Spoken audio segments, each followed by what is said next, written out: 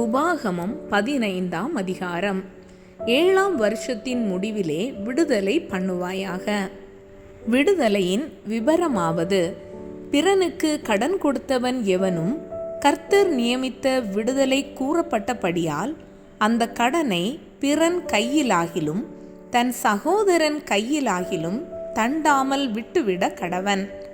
அந்நிய ஜாதியான் கையிலே நீ கடனை தண்டலாம். உன் சகோதரனிடத்திலோ உனக்கு வரவேண்டியதை உன் கை விட்டுவிட கடவது. எளியவன் உனக்குள் இல்லாதிருக்கும்படியாக இப்படி செய்ய வேண்டும்.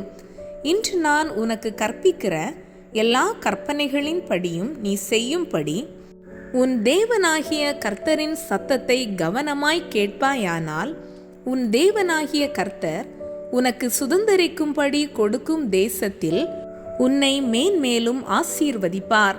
உன் தேவனாகிய கர்த்தர் உனக்கு சொன்னபடி உன்னை ஆசீர்வதிப்பதினால் நீ அநேகம் ஜாதிகளுக்கு கடன் கொடுப்பாய். நீயோ கடன் வாங்குவதில்லை. நீ அநேகம் ஜாதிகளை ஆளுவாய், உன்னையோ அவர்கள் ஆளுவதில்லை.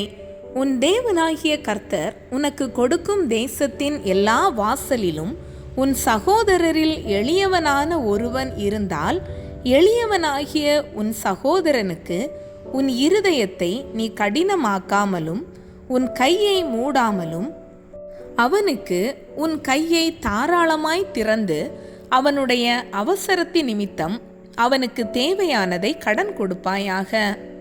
விடுதலை வருஷமாகிய 7ஆம் வருஷம் கிட்டியிருக்கிறதென்று சொல்லி உன் இருதயத்திலே பொல்லாத நினைவு கொண்டு உன் ஏழை சகோதரனுக்கு கொடாமல் மறுத்து அவன் மேல் வன்கண் வைக்காத படிக்கும், அவன் உன்னை குறித்து கர்த்தரை நோக்கி அபயமிடாத படிக்கும் எச்சரிக்கையாயிரு.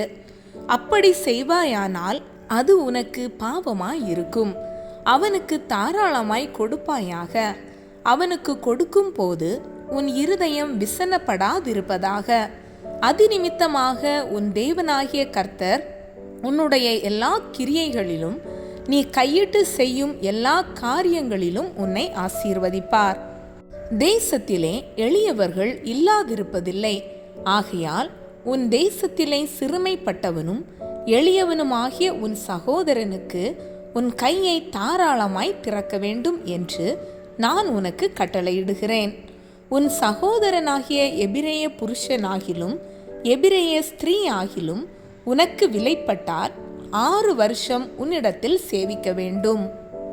7ஆம் வருஷத்தில் அவனை விடுதலை பண்ணி அனுப்பிவிடுவாயாக.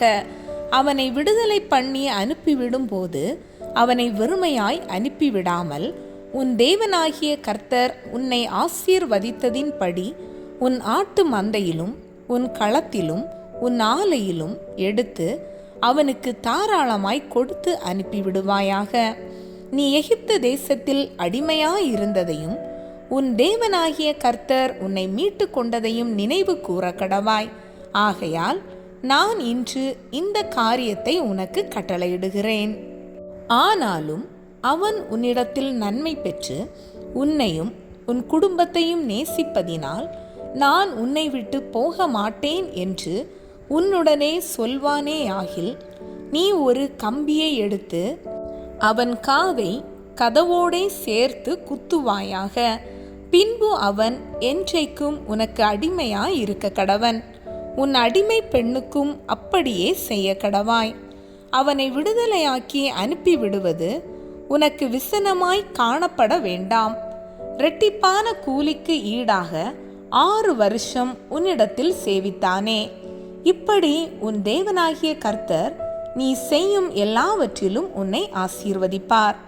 உன் ஆடு மாடுகளில் தலையீற்றாகிய ஆணையெல்லாம் உன் தேவனாகிய கர்த்தருக்கு பரிசுத்தமாக்க கடவாய். உன் மாட்டின் தலையீற்றை வேலை கொள்ளாமலும் உன் ஆட்டின் தலையீற்றை மயிர் கத்தறியாமலும் இருப்பாயாக.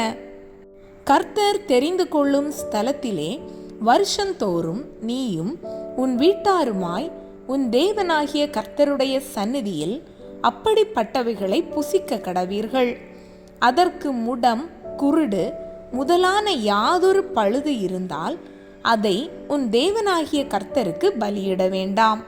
அப்படிப்பட்டதை நீ உன் வாசல்களிலே கலைமானையும் வெளிமானையும் புசிப்பது போல புசிக்கலாம்.